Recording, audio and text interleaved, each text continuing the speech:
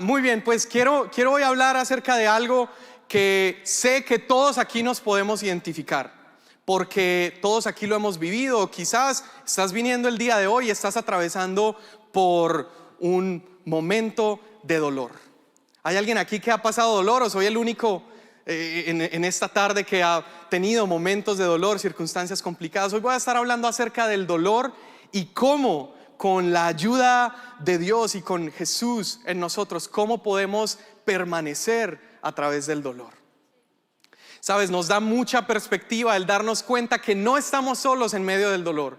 Nos llena de perspectiva el ir a la palabra y ver que hombres y mujeres de fe, hombres que llegaron incluso a escuchar la voz de Dios de manera audible, pasaron por dolor y atravesaron por dolor. Y el día de hoy lo que vamos a hacer va a ser interesante. Yo quiero pedirte que si estás tomando notas, saca para tomar notas. Si tienes tu teléfono, apunta, porque hoy quiero darte 6 puntos que encuentro en la Escritura acerca de cómo permanecer en el dolor. En otras palabras, quiero darte una fórmula, la fórmula que encuentro en la Escritura para permanecer en momentos de dolor. Y es que veo que hay todo tipo de personas. Hay personas que pueden permanecer tan fuertes cuando algo los golpea, pero hay otras personas que cuando algo pequeño viene a golpear su vida, su familia, la primera reacción es tirar la toalla.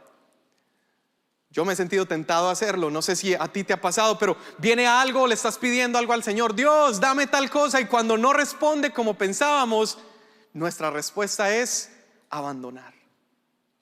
Por otro lado, encuentro personas que, aunque la vida los golpea, circunstancias complicadas vienen, logran arraigarse y mantenerse en su confianza en Jesús. Y eso es lo que vamos a explorar en la Escritura en unos minutos más. Pero viste hace unos minutos que estábamos hablando del testimonio del viaje a África. Y yo creo que una de las razones también por las que el Señor nos permitió ir a este viaje era para conocer una mujer. Quiero contarte su historia. Esta mujer junto a su esposo años atrás son llamados a irse a este país al norte de África, donde no hay nada. Es un país muy necesitado, es un país que vive en condiciones muy complejas. Y Dios los llama y pone en su corazón moverse para el norte de África desde los Estados Unidos, ir con su familia, plantarse a vivir ahí para predicar a Jesús y mostrar a Jesús. Y ellos empiezan a tocar puertas, empiezan a servir de diferentes maneras, con bastantes complicaciones, pero hacían lo que podían y viven ahí por 7 años, hasta que en el año 2009 habían ya logrado establecer algunos trabajos y estaban trabajando en una fundación.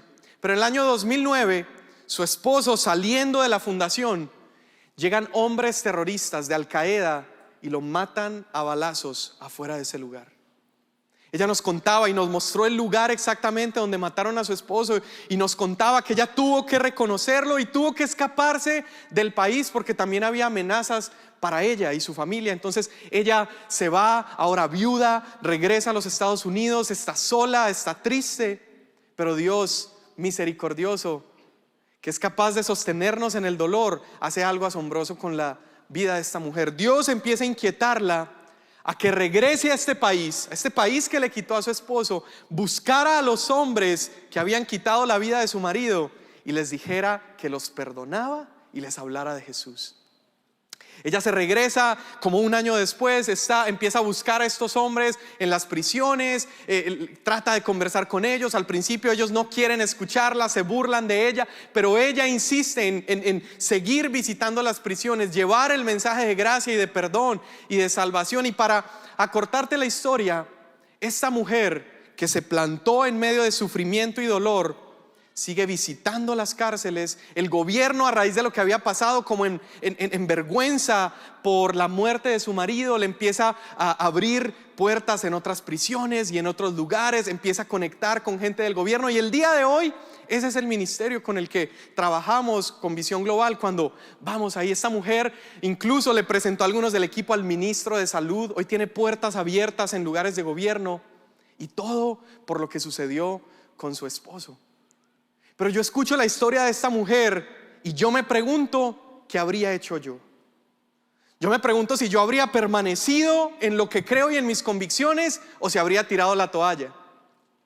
Hoy vamos a ver cómo hombres y mujeres de Dios permanecieron en medio del dolor, y para eso quiero que vayamos a Hechos capítulo 4, si tienes tu Biblia, si no va a aparecer en las pantallas. Y Hechos capítulo 4 es la historia de Pedro y Juan.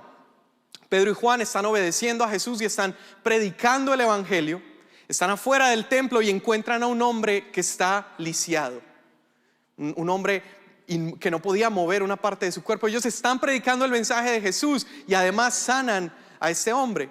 Y las multitudes empiezan a llegar. Dice el texto que 5,000 personas se convirtieron ese día. Entonces las autoridades, la policía, la autoridad religiosa empieza a llegar para ver cuál era el escándalo que había ahí. La policía decide agarrarlos y nos encontramos entonces en Hechos capítulo 4 verso 3, y dice: prendieron a Pedro y Juan, y como ya anochecía, los metieron en la cárcel hasta el día siguiente. Y muchos de los que oyeron creyeron, y el número de estos llegaba a 5,000. Al día siguiente se reunieron en Jerusalén los ancianos, los del gobierno se reúnen para ver qué van a hacer con ellos. Y dice el verso 7: hicieron que Pedro y Juan comparecieran ante ellos y comenzaron a interrogarlos. Estaban en el juicio, en un juicio, y les dicen: ¿con qué poder o en nombre de quién hicieron ustedes esto? Mira lo que dice el verso 8. Pedro, lleno del Espíritu Santo, les respondió. Yo quiero que digas conmigo: lleno. Otra vez, lleno. Pedro, lleno del Espíritu Santo, les respondió. Y Pedro, en lugar de responder con temor, empieza a predicarles el evangelio también a ellos. Y les empieza a decir, dice: de hecho, en ningún otro hay salvación, porque no hay bajo el cielo otro nombre dado a los hombres mediante el cual podamos ser salvos. Y está predicando con pasión y poder. Y el verso 13 dice: los gobernantes, al ver la osadía con la que hablaban Pedro y Juan, y al darse cuenta que eran gente sin estudios ni preparación, quedaron asombrados y reconocieron que ellos habían andado con Jesús. Ellos empiezan a escuchar la respuesta de estos hombres. Los están amedrentando y amenazando, pero ellos, en lugar de acobardarse, están hablando con más pasión. Entonces dice que los mandan a un lado y el consejo empieza a hablar y dice: ¿qué vamos a hacer con estos? Dice: ya sé, vamos a meterles temor y vamos a amenazarlos para que terminantemente dejen de hablar del nombre de Jesús. Dice el verso 18: los llamaron y les ordenaron que dejaran de hablar y enseñar acerca del nombre de Jesús. Pero Pedro y Juan replicaron: ¿es justo delante de Dios obedecerlos a ustedes en vez de obedecerlo a Él? Nosotros no podemos dejar de hablar de lo que hemos visto y oído. Escúchame, en esta historia encuentro las primeras 3 partes de esta fórmula para permanecer. Encuentro a Pedro y Juan que están metidos en problemas, serios problemas, porque estaban haciendo algo malo. No, ¿verdad? Estaban obedeciendo a Jesús, estaban haciendo lo que Dios les había mandado hacer, estaban predicando el evangelio, estaban sanando enfermos, y de pronto eso los mete en problemas. Ahora, ¿cuál es la manera en la que estos 2 hombres de Dios responden ante las amenazas, ante los problemas y el dolor? Dice el verso 8, dice: Pedro, lleno del Espíritu Santo, les respondió. El primer punto y lo primero que quiero decirte es que para tú y yo poder permanecer en medio del dolor y en medio de la adversidad, necesitamos la llenura del Espíritu. Escúchame bien, familia, necesitamos vivir llenos, saturados, repletos de Dios en nosotros. Cuando estás lleno de Dios, cuando estás lleno de su presencia, cuando estás lleno de Él, entonces podrás pasar por frustraciones, podrás pasar por momentos complicados, pero si estás lleno de Dios, no va a haber lugar para abandonar. Si estás lleno de Él, vas a permanecer. Escúchame, fue la llenura del Espíritu Santo lo que hizo que Pedro pudiera hablar ante aquellos que podían meterlo en problemas, pudiera hablar con denuedo. ¿De qué manera estás respondiendo tú el día de hoy a tus dificultades? ¿De qué manera estás respondiendo a la enfermedad, el dolor? ¿Estás respondiendo en tus propias fuerzas o estás respondiendo en la llenura del Espíritu? ¿Sabes qué es el Espíritu Santo? El Espíritu Santo es Dios mismo, todo su poder, toda su majestad, toda su grandeza, su amor, su favor. Es Dios habitando en nosotros. Yo quiero vivir lleno del Espíritu Santo, no sé tú, pero yo anhelo vivir lleno, rebosando, saturado del Espíritu Santo. En una ocasión, Jesús, antes de partir y ascender a los cielos, habla con sus discípulos y les dice: yo me voy a ir, pero estoy por enviarles a otro consolador. Es decir, yo estuve con ustedes guiándolos, enseñándolos, pero me voy a ir y va a venir otro consolador a hacer esa misma labor. Y me imagino la cara de angustia en los discípulos de Jesús: ¿cómo nos vas a hacer esto? ¿Cómo nos vas a dejar? Si tú eres el maestro, eres el que nos ha enseñado cómo caminar. Y de pronto Jesús les dice: hey, les conviene que me vaya. Y me imagino ellos pensando: nos conviene, pero ¿cómo nos va a convenir? Si Él es el que lo hemos visto hacer milagros, Él es el que habla con autoridad, ¿cómo nos conviene? Y Jesús explica la razón por la que convenía que Él muriera, resucitara y ascendiera, y era para poder enviar a Dios, ya no para caminar con nosotros, sino a Dios para habitar en nosotros. Ese es el Espíritu Santo. Es Dios morando en ti. Y yo te pregunto, si estás pasando por momentos complicados, ¿cómo no vas a permanecer si tienes al Creador de los cielos y la tierra viviendo dentro de ti? Si tienes la fuente de toda sabiduría, de gozo, de perseverancia habitando dentro de ti. Necesitamos la llenura del Espíritu Santo. Necesitamos a Dios en nosotros. Número 2, que veo en este pasaje de Hechos capítulo 4, en el verso 13 dice: los gobernantes, al ver la osadía con la que hablaban Pedro y Juan, y al darse cuenta que eran gente sin estudio y preparación, quedaron asombrados y reconocieron que habían estado con Jesús. Otra versión dice que se dieron cuenta que eran gente vulgar, gente común y corriente, gente normal, sin educación, pero al ver la manera en la que ellos respondían con autoridad, la manera en la que ellos estaban defendiendo en ese momento lo que creían, dice la Escritura que la autoridad, la única explicación posible que pudieron encontrar fue decir: hey, ellos tienen que haber caminado con Jesús. Es gente que no hay otra explicación. Ellos no tuvieron estudios, ellos no estuvieron con un rabí. La única explicación es que ellos caminaban con Jesús. La segunda parte de nuestra fórmula para permanecer en medio de dolor es la comunión con Jesús. Número 1, necesitamos la llenura del Espíritu. Número 2, necesitamos comunión con Jesús. ¿Estás pasando tiempo con Él, familia? ¿Cómo están tus tiempos de cerrar la puerta de la habitación y buscar al Padre que está en lo secreto? ¿Cómo están esos tiempos en tu vida? Porque si estás quejándote de que en medio de la adversidad las cosas están tan difíciles, pues lo que deberías estar haciendo con mayor razón es pasando tiempo con Jesús, pasando tiempo con Él, estando con Él, caminando con Él. A mí me encanta cuando Jesús promete a sus discípulos, y Él es claro, Jesús es honesto, y Él les dice en Mateo 10, Lucas 10, les dice: estoy por enviarlos como ovejas en medio de lobos. Eso no es bonito, ¿sí o no? Eso, yo no quiero eso. Pero Jesús es honesto, y Él les dice que en el mundo tendrán aflicción, pero da una promesa hermosa. Dice: pero no teman, yo he vencido al mundo. Yo quiero vivir, yo quiero caminar todos los días de mi vida con aquel que venció este mundo, con aquel que venció el sistema, con aquel que venció la enfermedad, con aquel que venció la pobreza. Yo quiero eso. ¿Tú? Yo quiero caminar con Él.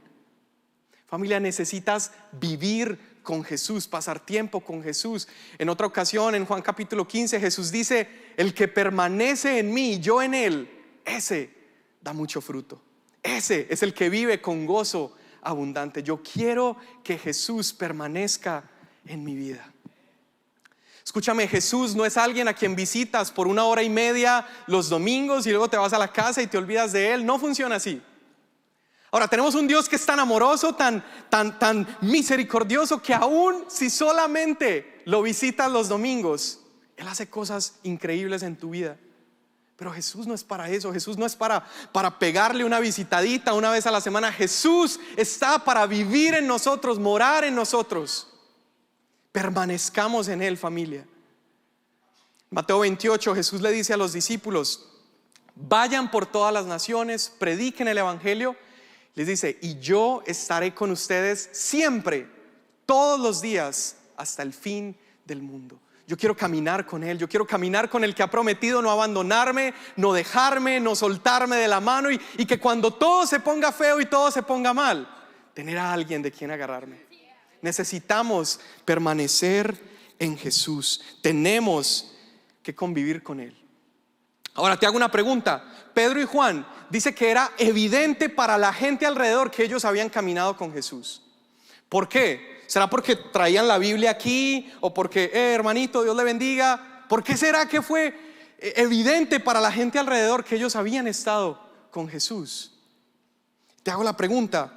¿Es evidente para los que te rodean, para tus vecinos, para tu familia? ¿Es evidente que estás caminando con Jesús? ¿O la única manera de que tu familia o tus vecinos sepan que eres cristiano es porque les mandas ahí por WhatsApp el versiculito, ¿no? La foto de Piolín con una frasecita ahí motivadora?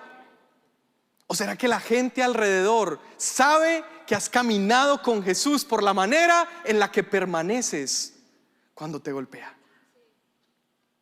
Necesitamos que sea evidente para este mundo en quebranto, un mundo en necesidad. Necesita vernos a nosotros y que no tengamos que decir: hola, mucho gusto, soy Samuel y soy cristiano, sino que en la manera que me vean hablar, la manera en la que me vean caminar, sea evidente para el mundo que yo he caminado con Jesús. Necesitamos caminar con Él. Si queremos permanecer. Ahora, número 3 de nuestra fórmula. Cuando están amenazándolos por allá en el verso 18, ellos dicen: vamos a prohibirles que hablen del nombre. Y mira cuál fue la solución de los discípulos. Nosotros, verso 20, no podemos dejar de hablar de lo que hemos visto y oído. Escucha esto. La solución de los discípulos ante la prohibición de predicar el evangelio fue predicar más el evangelio. Eso es poderoso. La manera en la que ellos afrontaron este momento de dificultad fue precisamente seguir caminando en lo que Jesús les había dicho que hiciera. El tercer punto de nuestra fórmula en esta tarde para permanecer en medio de la adversidad es la proclamación. Necesitamos vivir en proclamación. Escucha, puede ser que el día de hoy estés pasando por un momento difícil, por necesidad. Puede ser que estés a punto de firmar papeles de divorcio. Puede ser que estés pasando por necesidad económica. Pero yo quiero retarte una cosa en este día. Te reto a que durante esta semana salgas con alguien, lo invites a un cafecito y empieces a hablarle a esa persona de lo que Jesús ha hecho en tu vida. Empieza a hablarle del testimonio, de cómo te cambió en el pasado. Puede ser que tu presente hoy esté emproblemado, pero empieza a hablar de lo que Jesús ha hecho. Y yo te prometo y te aseguro que cuando empiezas a proclamar lo que Él ha hecho, esa palabra que es vida empieza también a vivificarte a ti, a fortalecerte. Y vas a salir de ese café motivado, animado, fortalecido. Proclamar la palabra nos hace arraigarnos cuando vengan las dificultades. Estás pasando por un momento complicado, con mayor razón empieza a anunciarle al mundo, empieza a gritarle a todos cuán bueno es Dios, y de esa manera somos fortalecidos. Es más, mira lo que ocurre con los discípulos. Ellos logran salir de esta situación y de ahí van a visitar a la iglesia, y la iglesia no estaba llorando, ojo. La iglesia no estaba preocupada. Claro, amaban a Pedro y a Juan, pero la iglesia estaba orando. Y mira lo que estaban orando. Dice el verso 29: ahora, Señor, toma en cuenta sus amenazas y concede a tus siervos el proclamar tu palabra sin temor alguno. La respuesta de la iglesia no fue callarse porque los estaban metiendo en problemas. La respuesta de la iglesia fue decir: Señor, danos más denuedo para seguir predicando. Termina diciendo: después de haber orado, tembló el lugar en el que estaban reunidos, y todos fueron llenos del Espíritu Santo y proclamaban la palabra sin temor alguno. Esa fue la solución de la iglesia ante ese momento de adversidad. ¿Qué va a ser nuestra respuesta entonces? ¿Vamos a callar la bondad de Dios hacia nuestras vidas? ¿Vamos a callar lo que Él ha hecho, cómo nos ha rescatado, nos ha perdonado, nos ha salvado, solamente porque mi última semana estuvo mal? No, Vamos a anunciar cuán bueno es Él, y cuando lo hacemos, somos llenados y somos fortalecidos. Amén. La segunda parte de esta fórmula que quiero mostrarte está en Colosenses capítulo 3. Colosenses capítulo 3, verso 16, nos da la otra parte de nuestra fórmula para la perseverancia. Y dice así: que el mensaje de Cristo con toda su riqueza llene sus vidas. Enséñense y aconséjense unos a otros con toda la sabiduría que Él da, y canten salmos, himnos y canciones espirituales a Dios con un corazón agradecido. Ojo, yo encuentro en esta otra porción de la escritura, encuentro otros 3 puntos, otras 3 maneras en las que la iglesia ha vivido por los últimos cientos de años para poder permanecer. Y la primera está en esa primera línea.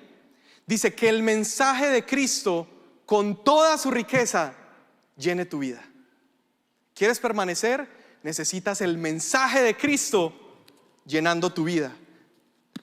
Necesitas el mensaje de Cristo llenando tu vida. ¿Cuál es el mensaje de Cristo? Bueno, podríamos recurrir a uno de los versos que casi todos aquí no sabemos, Juan 3:16, porque de tal manera amó Dios al mundo que dio a su Hijo unigénito, para que todo aquel que en Él crea no se pierda, sino que tenga vida eterna. Porque no envió Dios a su Hijo al mundo para condenar al mundo, sino para que el mundo fuera salvo por medio de Él. El mensaje de Jesús, mira, empieza con Dios. De tal manera amó Dios al mundo. El mensaje de Jesús con toda su riqueza es Dios. Es el mensaje de Dios, empieza con Dios, termina con Dios. Es más, te vas al inicio de la historia y empieza con Dios. Dice: Dios en el principio creó. Dios creó, y Dios empieza a crear y a ordenar este mundo que estaba desordenado, y empieza a poner cosas hermosas sobre la faz de la tierra. Pone la diversión, pone el trabajo, pone el matrimonio, pone al hombre, a la mujer, los animales. Y Dios ve la creación y dice: wow, esto es muy bueno. Y Dios amaba tanto a su creación que decide establecer una relación profunda con su creación, y empieza a hablar de manera audible al hombre, a la mujer, y está esta relación preciosa entre Dios y los hombres. Pero como los amaba, les da la posibilidad de escoger, y pone en el centro del huerto, pone un árbol. Les dice: pueden comer de todos los otros miles de árboles que hay. Y es más, es tan bueno que Él puso las probabilidades a nuestro favor, y puso miles de árboles de los cuales podían comer. Pero Adán y Eva, como seguramente tú y yo habríamos hecho, rechazaron la gloria de Dios y fueron y desobedecieron. Ahora, tanto Dios nos amó que aún desde los primeros capítulos en Génesis te das cuenta que Él tenía un plan para resolver este problema en el que la humanidad se había metido. ¿Te acuerdas lo que ocurre con Adán y Eva cuando pecan? Ellos empiezan a cubrir su cuerpo con hojas. ¿Recuerdas eso? Es el vano intento del ser humano por resolver sus problemas. Es el vano intento de tú y yo tratar de cubrir nuestra desnudez y nuestra vergüenza. Pero Dios amó tanto que dice la escritura que Él toma la vida de un animal inocente. Es el primer derramamiento de sangre en toda la escritura, y lo comete Dios mismo. Aquel que había visto la creación y dijo que era buena, ahora tenía que sacrificar un animal inocente. Y dice: Dios el Señor los vistió con ropas de pieles de animales. ¿Ves lo que estaba haciendo Dios? Dios estaba anunciando, porque tanto amaba esa creación, que acababa de darle la espalda, que acababa de rechazarlo de frente. Dios los amó tanto que estaba ahí cubriendo su desnudez, su vergüenza, y estaba anunciando lo que un día iba a hacer cuando su Hijo Jesús viniera a este mundo. Porque nadie puede satisfacer los criterios de Dios. Dios es perfecto, Dios es santo, y el único que puede satisfacer esos criterios es Él mismo. Entonces Él decide vestirse de piel, venir a esta tierra. Juan capítulo 1 verso 14 dice: y el Verbo hizo su tabernáculo entre nosotros, vino a habitar entre nosotros, a vivir entre nosotros. Y Jesús, porque Dios tanto nos amó, vivió una vida perfecta, sin pecado, en todo fue tentado, dice la escritura, y fue tentado en todo para Él poder identificarse con tu dolor, con mi dolor, con mis tentaciones, con mis problemas, Sin embargo, Él no pecó. Y Él voluntariamente, escucha esto, Jesús no fue injustamente asesinado. Él fue injustamente sentenciado porque era perfecto, pero Él no fue injustamente asesinado. Él entregó su propia vida porque tanto nos amó. Él muere, resucita, conocemos la historia, Él asciende, y en ese momento, en la crucifixión, ocurre algo precioso. Lucas 23 lo narra y dice que la naturaleza empieza a ser testiga de este evento impresionante que estaba sucediendo. El cielo se empieza a oscurecer, el sol se empieza a apagar, la tierra empieza a temblar como testigos de lo que estaba ocurriendo, y en el templo la cortina que separaba la presencia de Dios de los hombres se rasga de arriba para abajo como testimonio de lo que estaba sucediendo. Ahora, no solamente eso ocurre, pero había en ese lugar un centurión, y Lucas nos dice que el centurión está viendo lo que está pasando, está viendo la naturaleza responder lo que está sucediendo, y él empieza a alabar a Dios. Dice así el texto, y empieza a reconocer y dice: wow, ese verdaderamente es quien dijo ser.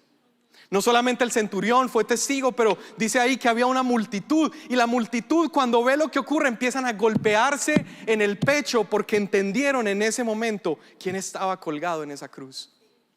Ahora, la historia de Jesucristo, con toda su riqueza, lo que estábamos leyendo en Colosenses, es esta historia, es la historia de un Dios enamorado de nosotros, que le hemos dado la espalda, lo hemos rechazado, y aún así Él dio su vida por nosotros.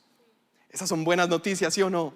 Esas son las buenas noticias. Ese es el mensaje de Cristo con toda su riqueza. Ese es el mensaje que tiene que estar llenándonos día a día. Y cuando estamos llenos de ese mensaje, déjame decirte, van a venir tempestades a tu vida, pero vas a permanecer. Llénate del mensaje de Jesús. Ahora tú te preguntas: bueno, ¿y cómo hago eso? Aquí está.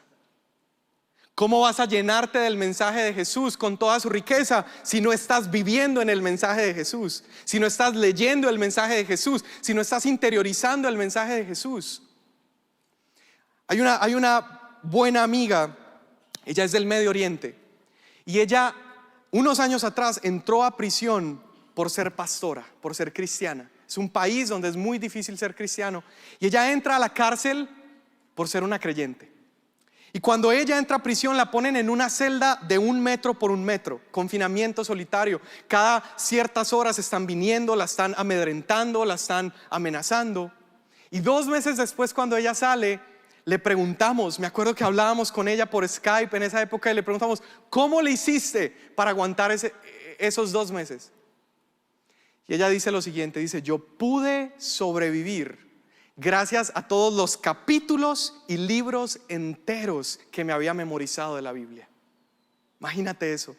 Como viven en un país donde este libro está prohibido, entonces lo que los creyentes hacen es, cada vez que tienen la oportunidad de sentarse frente al libro, como no saben cuándo lo volverán a ver, empiezan a memorizarlo, empiezan a atesorarlo, a guardarlo. Y ella pudo sobrevivir a ese tiempo gracias a todos esos depósitos de la palabra que había hecho en su vida.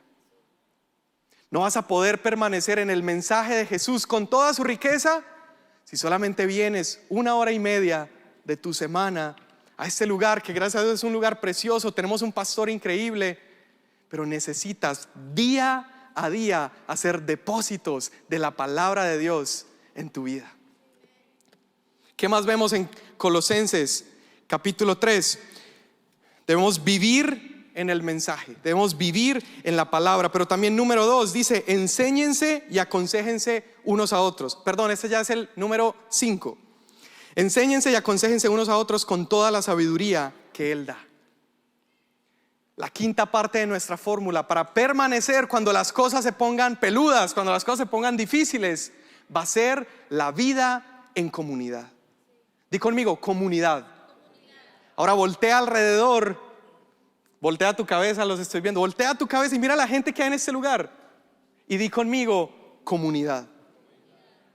La manera en la que vas a poder permanecer cuando vientos golpeen, complicaciones vengan a tu vida, es viviendo en comunidad. Colosenses 3 dice: enséñense, aconséjense unos a otros, vivan en esta humildad de saber enseñar, pero también aprender, de escuchar, pero también corregir.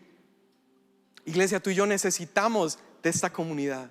Nos necesitamos los unos a los otros. Yo podría quedarme aquí media hora más contándote cuando una y otra vez yo he estado pasando por momentos complicados y alguno de ustedes, de mi comunidad, viene y me inyecta con una palabra de aliento. Alguien viene y me dice: hey, estoy orando por ustedes. Solos no podemos. Solo no puedes.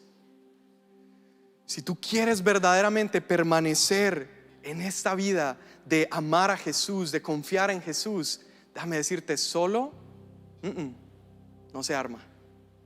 Necesitas la comunidad.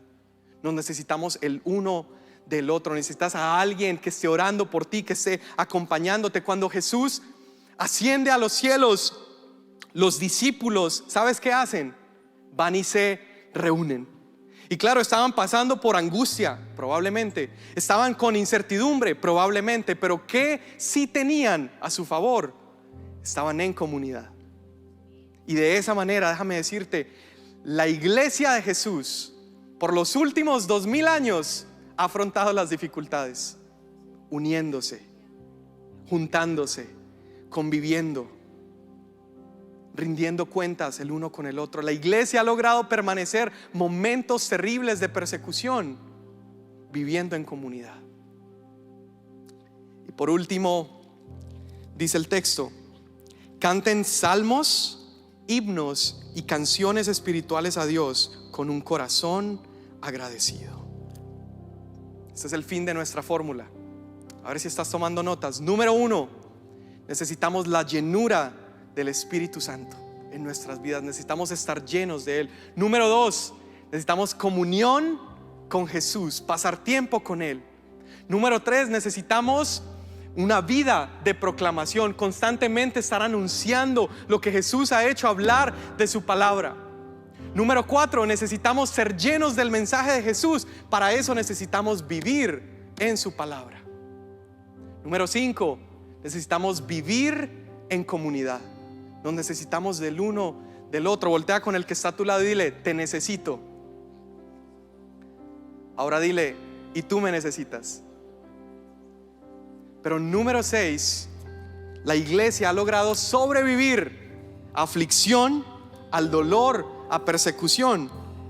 Dice: cantando salmos, himnos y canciones espirituales a Dios con un corazón agradecido. Entonces lo que vamos a hacer es, te vas a poner sobre tus pies y el día de hoy vas a abrazar esta palabra. Y yo quiero que tu perspectiva sea cambiada y que entiendas que esta ha sido la fórmula que la iglesia ha usado por los últimos años, 2000 años, para permanecer, para soportar, para aguantar. Y es adorar en el sufrimiento, orar a través del dolor, convivir en medio de la incertidumbre, llenarse de la palabra en medio de la persecución. Familia, necesitamos llenarnos de Él. Ahora, antes de cantar, quiero retarte con una historia que ha retado mi vida. Es la historia de estos primeros creyentes, primer siglo. Están siendo perseguidos, los emperadores están, el emperador está sediento por ver sangre de cristianos ser derramados. Cuando escuchas eso te das cuenta que a veces nuestros problemas no son tan grandes. Y agarran un grupo grande de cristianos, los llevan al Coliseo, a la arena, y hay una multitud enorme deseando verlos morir. Los cristianos son puestos en el centro de esa arena. Y la manera en la que estos creyentes afrontaron esa persecución y ese dolor y ese sufrimiento fue la siguiente. Dice la historia que ellos ponen a sus bebés en el centro de la arena. Y alrededor de los bebés ellos empiezan a poner a los niños de esa comunidad. Y alrededor de los niños empiezan a poner a las mujeres. Y luego alrededor de las mujeres ponen a los hombres jóvenes. Y luego afuera de ese círculo están los hombres, los líderes de los hogares. Y la historia cuenta que cuando el emperador empieza a hacer las señales para que se levanten las compuertas y leones vengan a devorarlos, dice la historia que ellos levantaron sus manos. Los cristianos empezaron a levantar sus manos y empiezan a cantar una canción preciosa que está en Apocalipsis y dice: al que nos amó y nos lavó con su sangre. Y empiezan a exaltarlo a Él y a glorificarlo. Y la historia cuenta que cuando los leones empiezan a venir, los hombres voluntariamente empiezan a correr hacia la boca de los leones con la esperanza de que los leones quedaran satisfechos y no se comieran a su familia. Escucho esta historia y digo: nosotros necesitamos eso. Necesitamos adorar en medio del dolor. Necesitamos cantar canciones, himnos, cantarle a Él en medio de nuestro sufrimiento, porque es lo que ha hecho la iglesia. Familia, somos parte de una fe histórica que ha soportado el dolor, que ha soportado persecución, manteniéndose en la palabra, llenándose del Espíritu, viviendo en comunidad, cantando canciones. Y el día de hoy vamos a hacer eso. Vamos a levantar nuestras manos. Levanta tus manos ahí donde estás y empieza a cantar a Jesús. Dale gracias a Dios.